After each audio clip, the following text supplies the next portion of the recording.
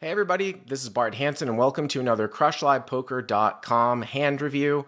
And we're going to take a look at a couple of hands here that were recently played on TCH Live from a February 17th, 2025 5 game with a concentration on turning hands into bluffs. Of course, you can watch TCH Live every Monday and Thursday from 6 p.m. to 10 p.m. Pacific time. And if you're watching this video when it comes out, a special weekend here, I'm actually playing on the show tonight, which is February 21st on a Friday, a big 5-10 game, which I expect to play like 25-50, starts at 6 p.m. Central. Wes Cutsill is commentating on the game. And then tomorrow on Saturday, I am commentating on a 5-5-10 game that Wes Cutsill is actually playing in. So some exciting stuff going on.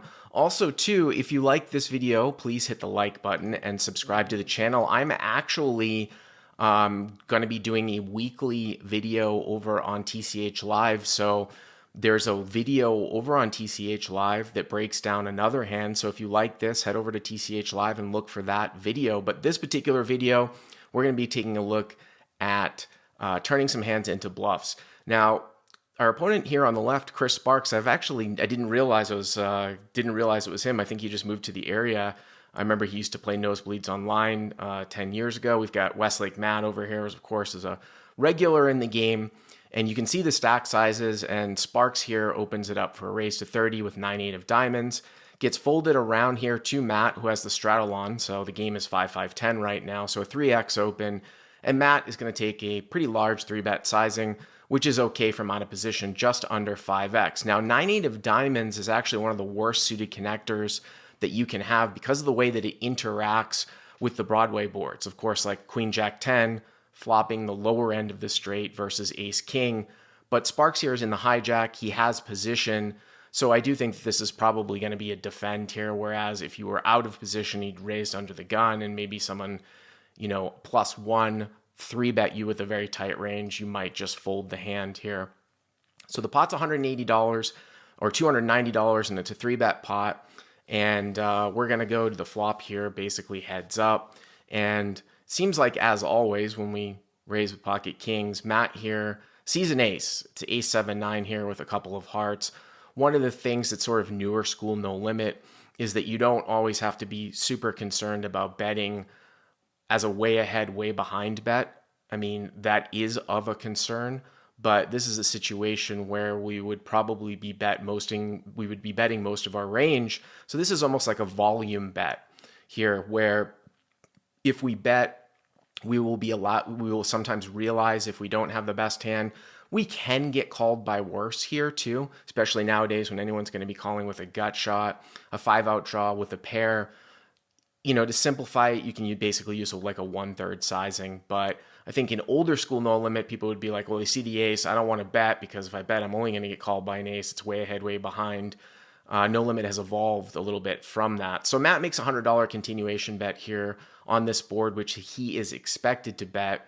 And I think that Sparks here for this sizing has a pretty clear-cut call. He can turn straight draws. Obviously, he'd like to have a backdoor flush draw, but any 5-out draw here versus this sizing is most likely going to be a call. So the pot's now 490, and we're going to roll here to the turn. And the turn is going to be another ace. So we see front door hearts and back door clubs. And Matt here with the king of clubs in his hand, he decides to check here, which I think is fine. I mean, one of the things combinations-wise, obviously, is that when another ace comes, your opponent is less likely to have an ace. One of the other things, too, about preflop ranges is that if Sparks is only calling with ace-queen off and ace-king off, we block some of the ace-kings. And then if he's calling with like ace-jack suited and ace-10 suited, there's only 2 combinations of each one of those in ace of spades and the ace of diamonds X. We don't know exactly how far down he's calling with suited aces like, an ace-5 and ace-4, but if he's not calling with ace-jack offsuit, that's going to leave the ace-queens and the ace-kings. So sometimes you could bet here again and possibly check. Matt decides to check here, and Sparks probably has a reasonable check back. He could start bluffing here, sort of with a variable turn sizing of about 1/3 to say 40%. And he could do that with his front door flush draws. He could do that with his turned backdoor flush draws. He could do that with some protection type hands, and then figure out whether or not he wants to bet here at the end. He does get some protection from some of the unpaired Broadway hands, like a king queen suited, something like that. But he decides to check it back, and we roll the river, and the river here is the queen of hearts. And I would say that Matt was probably going to value bet here at the end when it goes check, check. But now that the heart comes in, he gets a little bit gun shy here, thinks about it for a while, and he eventually decides here to check, which is interesting here, because if your opponent did have a flush draw and you checked, as the three better out of the straddle, I would think that there's a fairly high frequency that Sparks is going to bet off the front door flush draw here on the turn, because most people will continue to bet off their trip aces in Matt's position. So I'm not exactly sure how relevant the front door heart is coming in. But the reason why, I think this hand is great for trading and why I picked this hand is that if you're in Sparks' position here, he is going to realize that his hand probably does not have enough showdown value here to check behind. We talked about maybe making a protection bet on the turn to get hands like king, queen, stuff like that to fold.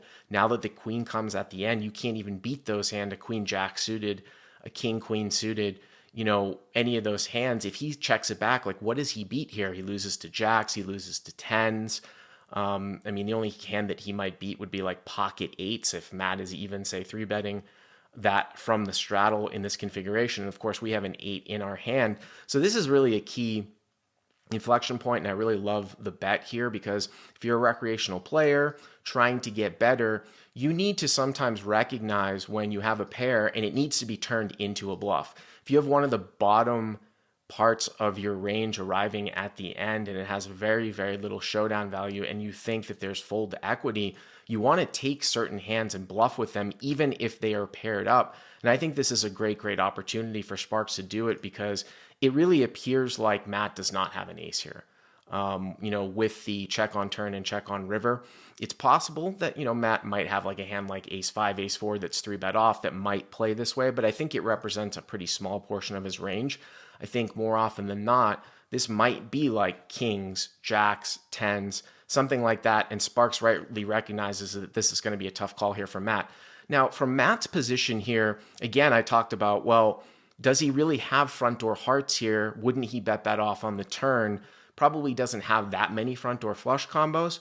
Could he have an ace? It's possible that Sparks might check back an ace, a weak ace on the turn. Again, he might use that sort of smaller sizing as well. So sometimes an ace might be bet off. Sometimes it's checked behind. Is there any possibility that Sparks ran into a queen in his value betting? That would have to be like a queen jack of clubs, a king queen of clubs that basically peeled off because of the small sizing on the flop. One of the things that you should recognize when you're trying to figure out if someone also has a flush here is the fact that you don't have a heart in your hand. So if Matt had a heart in his hand, it would actually be a better call for him, because there are less combinations, obviously, of flushes that Sparks can have. Just a little bit. Also, too, he's got kings, which means that there's less combinations of ace king that Sparks can have here, which might be played as a bet and a defend, to a 3-bet heads up with the offsuit combos. So Sparks takes a $350 bet, which is about 60%, and Matt's getting about 2.5 to 1 here. In the heat of the moment, I think I probably would have made the call, for the reasons being that there was no turn bet, and I expect flush draws to bet and a fair amount of weak aces and stuff like that to use that turn sizing. But it's very easy to play Monday morning quarterback, when we can see the cards. Matt ends up thinking about it for a long, long time, and he's actually going to end up laying down the hand. And this is just something that you don't see all that often at this level, which is, a player like Sparks in the hijack rightly recognizing that he does not have enough showdown value and turning basically a pair into a bluff. I thought that was a great little hand there. And finally, we're going to take a look at this next hand, which is another example of turning a pair into a bluff. I think it's a little bit on the easier side, and players that might not have found a bluff with the 9-8 suited might find a bluff here, but I have seen people check this behind on the river, which would be just an absolute disaster. So here we have, this is basically blind versus blind. And it's folded around here to Peter. Of course, Texas is a time game, so there's really no reason to chop. Peter's about 1,400 effective, and he chooses to raise here from the small blind. A lot of times, especially like in tournaments with antes or in 3-blind structures, if there's only 2 blinds, you will actually see the second blind do a fair amount of limping. So if it's a 3-blind game and you're in the middle blind and you're sort of middle blind versus third blind, you will have limps and you might call a raise, you might limp fold, you might actually limp re-raise. It's quite pronounced in tournaments with antes because of the size of the pot and you're getting such a great price to limp. In this particular pot, it doesn't look like it was straddled. So it's, and obviously there's no ante, so it's just straight small blind versus big blind. So Peter comes in here for a raise, which I think is fine. With ace 8 suited, he makes it 20. And Steve kind of makes a non-standard 3-bet here with pocket deuces in the big blind. Usually you're going to see people, basically flat that hand, but he decides to 3-bet it. And Peter has a pretty easy defend here with a suited ace, blind versus blind. So the pot is $150 here as we go to the flop. And the flop here is going to come out Jack 8-5 two-toned with 2 diamonds. So Peter here has flopped middle pair with the ace kicker. He's obviously going to check over to 3-better, which is somewhat standard. And Steve's going to take a pretty large sizing here. And I'm not a huge fan of this sizing. If you want to bet a little bit for protection, you don't really need to go that large. He bets like 100 here. You could probably get away with betting $40 or $50. Getting somebody to basically fold out their equity in the form of 2 overcards that are basically non-paired, like a king 10, something like that. Queen 10 would be a gut shot, but basically like any two cards that are unpaired are going to be an overpaired to deuces. So this is almost like, if I were to take this sizing on this board, I'd almost be setting up like a 3-barrel bluff with deuces. Peter makes a quick check call, which I think is relatively standard even in this sizing. He might find some folds with certain hands that are sort of like our bottom end gut shots that might call to smaller sizing, bottom end gut shots with no flush draw, like a 4-6 is going to fold out to a 2/3 pot size bet, something like that. But here he has a pretty easy call.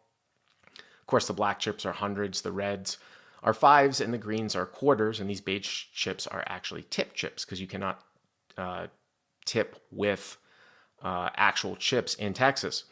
So the turn here brings the queen of spades, and the pot is $350, and Peter checks once again. And I have to tell you, like I said, if I were to use this sizing, or even if I were to use a protection sizing, I think that I'm going to put deuce-deuce in a bluff range here. Very, very little showdown value. You might be ahead, but obviously your opponent, if he check calls the flop, is going to have some sort of draw, so it's going to be a draw plus 2 overcards. And, your opponent's going to have a boatload of equity with even 1 card to come against deuce-deuce. Everybody's usually always scared of, ace king is going to pick up equity, things like that, in Steve's spot. So I think I definitely bet here if I'm Steve, and I just basically, and I'm choosing, to use deuce-deuce as a bluff. He checks it back here, which doesn't make a whole lot of sense to me with his flop sizing. And we roll the river with the pot still being 350, and the river now is the 10 of diamonds. And obviously that's going to roll out where ace king is the nuts, which is what everybody is sort of scared about. One of the things that I will point out that's quite interesting in this hand is that if Steve actually had a flush draw, it would be front door diamonds. Wouldn't he be barreling the turn here on this queen with his front door diamonds? I mean, an overcard to top pair, continuing to have a diamond draw. I think most people are almost always going to double barrel there. So I tend to dismiss flushes here, kind of in his range. The other thing too is that normally you would think that ace king would also barrel here again on the turn, if it were to c-bet the flop, which I think is fine as an overcard picking up equity. So those are standard double barrels with diamond draws and also with ace king. So when he bets the river here and he bets here for 150, he usually doesn't have a bunch of ace king or diamonds.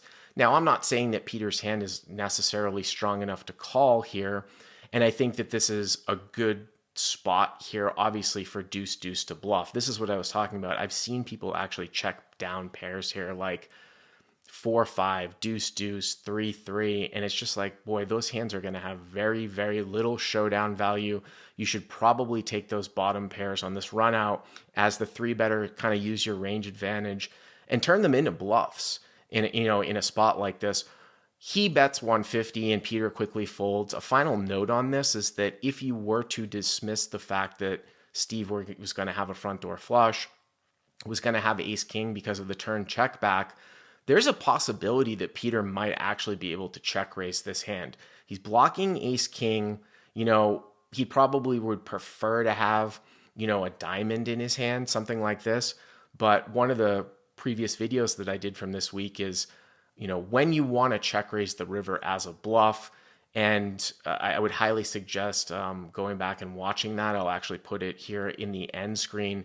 But you want to check raise the river as a bluff when your hand might have some showdown value, so you check from up front. And when the in-position player bets, your hand is no longer profitable to call, but it could be profitable to raise. So I think in this case here, this is probably going to be a raise or a fold given this particular action here. And I don't really have a problem with the fold here from Peter, but it's another example of turning this hand into basically a bluff, turning a pair into a bluff. If you've liked what you've seen here, please hit the like button and subscribe to the channel. And again, if you want to take a look at more strategy content from TCH Live video, head over to the TCH Live YouTube channel and watch me tonight play a 5-10 no limit game, and watch me commentate or listen to me commentate on the West Cutsill game tomorrow night on Saturday, February 22nd.